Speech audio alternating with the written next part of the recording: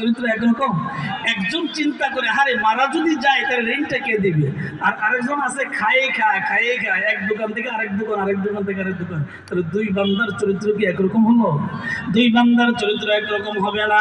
এই জন্য আল্লাহ ডাকতে বল, গোলাম কিয়ামতের দিন আমি আল্লাহর সামনে তুমি জবাব দিতে হবে। এই চিন্তা ভাবনা করে যদি জীবন চালাও, আমি আল্লাহ ওয়াদা দিলাম, ফাদখুলি ফি ইবাদিহি ওয়াদখুলি জান্নাতি।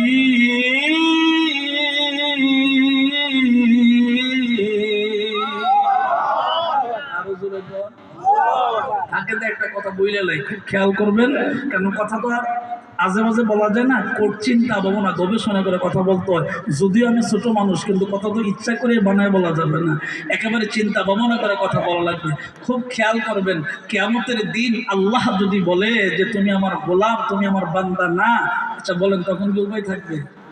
নবী যদি কয় তুমি আমার উম্মতই না, তখন উপায় থাকবে? উপায় থাকবে না। কিয়ামতের কঠিন ময়দানে আল্লাহ যদি বলে বান্দা তুমি আমার বান্দা না, নবী যদি বলে তুমি আমার উম্মত না, আল্লাহ পাক যখন ৭০,০০০ ফেরেশতার শিকল লাগাইয়া আপনার আমার গায়ের ভিতরে লাগাইয়া টেনে টেনে জাহান্নামের দিকে নিবে।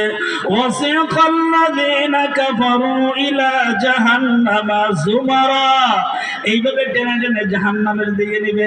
জাহান্নামে বান্দা চাইতে চাইবে না, তারপরে সে চাইবে ফিরে আসার জন্য।